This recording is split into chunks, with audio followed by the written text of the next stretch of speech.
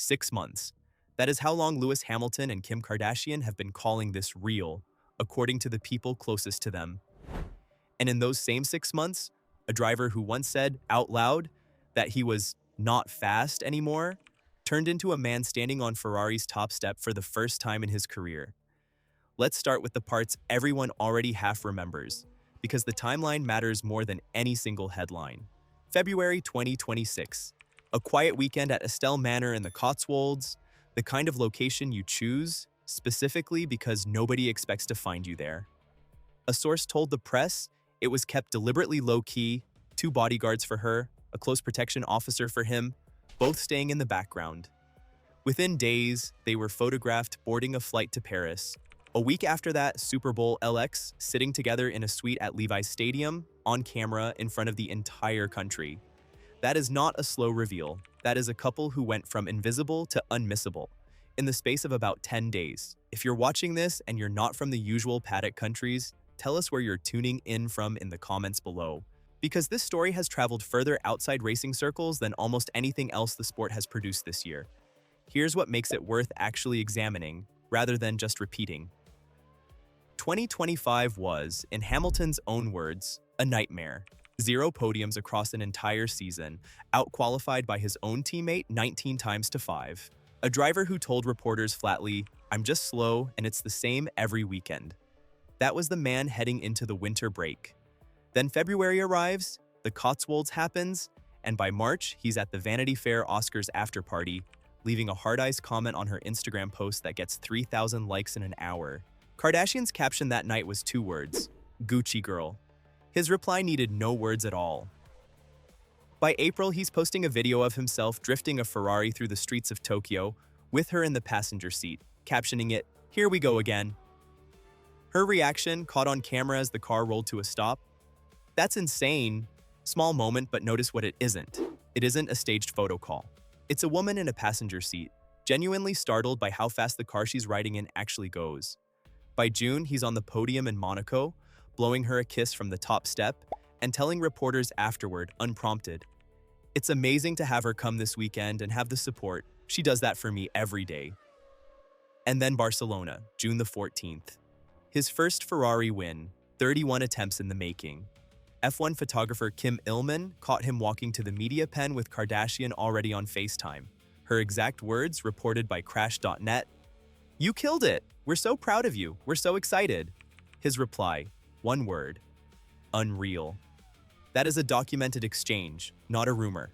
It happened in front of a working photographer, at the single biggest moment of Hamilton's season. So here's the interrogation this deserves. Question 1. Is it a coincidence that the exact month this relationship became public is the same month Hamilton's form started turning around? Question 2. Why does Hamilton, a man famous for shutting down every personal question with a flat, "It's my private life," suddenly start crediting her by name, unprompted in official post-race press conferences? Question 3. If it's genuinely irrelevant to his racing, why does he keep bringing it up himself? Let's put that private life instinct next to itself because the contrast is the actual story. Go back to February, right after the Cotswolds weekend leaked. A reporter asked Hamilton about it directly. His answer was blunt. "It's my private life. I'm not talking about that." 4 months later, at Monaco, the same subject comes up, and this time, he volunteers a full paragraph about how much her support means to him, without being pushed. Same driver, same subject, 2 completely different men answering. That shift from stonewalling in February to volunteering praise by June isn't a small detail. It's the entire arc of this video in miniature. Now here's where the story gets its real texture, because it's not just fans connecting dots. His own brother did it for you. Nicolas Hamilton, asked directly what he'd noticed change in Lewis this year, didn't start with the car.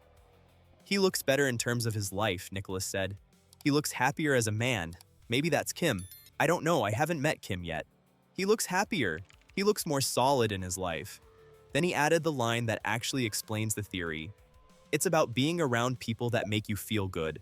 When you feel good, everything just feels lighter." Valtteri Bottas, who spent years watching Hamilton up close from the other side of the Mercedes garage, said something that rhymes with it.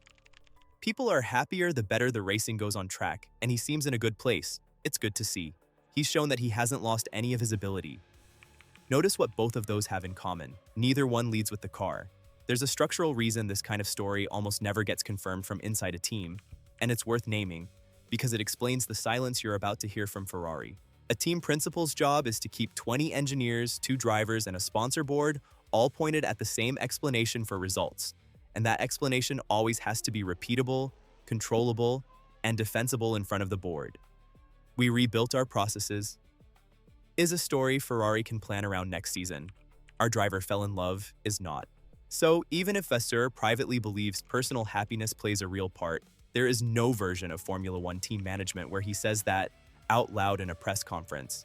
That doesn't make it true. It just means you will never hear it from him, regardless of whether it's true. Now, put Ferrari's own official position next to that, because the contrast is the whole point of this video. Fred Vasseur, asked about the turnaround in July, gave an answer built entirely out of engineering. We know Lewis better, he knows the team better. We worked on the car from the beginning because he was there when we started the project. There is no single change that transformed everything. Not one word about a relationship. Not one word about happiness, mood, or life outside the car. A team principal talking exclusively in the language of small stones and software. Here's what nobody at Ferrari has done yet. Put those two explanations, the technical one and the personal one, in the same sentence in public, on the record. That gap is not an accident. A team principal crediting a driver's love life for a championship push is not something you'll ever hear from the podium. But the silence itself tells you something, because it means the closest people to Hamilton, the ones with nothing to gain from spinning a story, are the only ones actually saying her name out loud. Let's be precise about the numbers, because the contrast deserves more than a vibe. 2025, opening 3 rounds, 3 points. 2026, same 3 opening rounds, this time with the relationship already 6 weeks old, 41 points. Full season comparison is starker again. 0 podiums across the whole of 2025. 5 podiums by mid-season 2026, one of them his first Ferrari win, coming almost exactly 30 years to the day after Michael Schumacher's own maiden Ferrari victory at the same circuit. Which explanation do you actually believe drives that gap? Like this, if you think the personal life story is underrated by everyone still talking pure car and regulations. Comment if you think it's coincidence and nothing more. Put yourself in Hamilton's seat for a second, because this is genuinely an impossible choice. Every time a reporter asks about her, he has exactly 2 bad options. Confirm it. And every future result gets filtered through, is it the car or the girlfriend? Forever. In a sport that already scrutinizes his every move.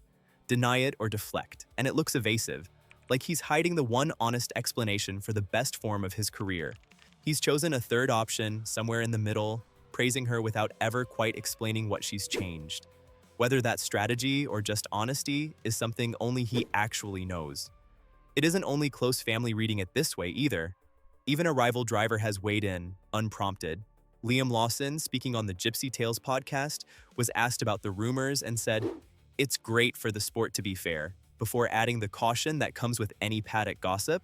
If it's legit, that's great. I'm stoked for them. Even a driver with 0 stake in the Hamilton and Kardashian story chose to comment on it publicly, which tells you how far past the tabloids this thing has actually traveled inside the sport itself, and it hasn't slowed down. As recently as the middle of August, Kardashian posted photos of Hamilton spending time with her children and her sister, Khloe's family, during a blended vacation. A source close to the family told press that everyone in Kim's family loves Lewis and thinks he's great for her, adding that she's like a little kid when they're together. Whatever this is, it isn't a publicity phase that faded after the hard launch. 6 months in, it's still expanding into every part of both of their lives. Now, the honest counter-argument, because it deserves the same airtime as the theory. Charles Leclerc has publicly said the 2026 regulation change simply suits Hamilton's driving style more than the old ground effect cars ever did, something Hamilton never got on with between 2022 and 2025. That is a real, technical, verifiable reason for the improvement, and it exists whether or not Kim Kardashian is in the picture at all. It's entirely possible the relationship and the results are running on parallel tracks that never actually touch. But that argument doesn't explain why Hamilton himself, the most privacy-guarded driver on the grid for the better part of a decade, keeps choosing to mention her by name at the exact moments the cameras are on him. At Silverstone, when a fan asked directly whether his happier mood was down to fast car or new girlfriend, Hamilton laughed and said, "That's a good one." He didn't deny it. He also didn't confirm it. He pivoted straight into talking about Ferrari's culture instead, which is its own kind of answer. We're not going to tell you which explanation is the real one because certainty here would be dishonest. What we can tell you is that this is a legitimate question, not an accusation. When a driver's brother, a former rival teammate, a rival on the current grid, and the driver's own unguarded press conference comments all point toward the same explanation, and the team's official line only ever mentions software, that's not paranoia. That's 4 independent sources landing in the same place without coordinating. So here's where 6 months gets you. 6 months since the Cotswolds. 6 months since a driver who called himself slow started calling himself unreal after a win. And Ferrari still hasn't said her name once on the record as part of the explanation for any of it. We've talked before on this channel about Vasseur's technical case for the turnaround, and that video sits right next to this one if you want the full picture. Zandvoort is up next, the one circuit where Hamilton has never stood on a podium in his career. If he breaks that streak with her watching, we'll be back to talk about what it means that Ferrari still can't say why any of this is working. Subscribe so you don't miss it like this, if the personal story convinced you more than the technical one, and until the next one.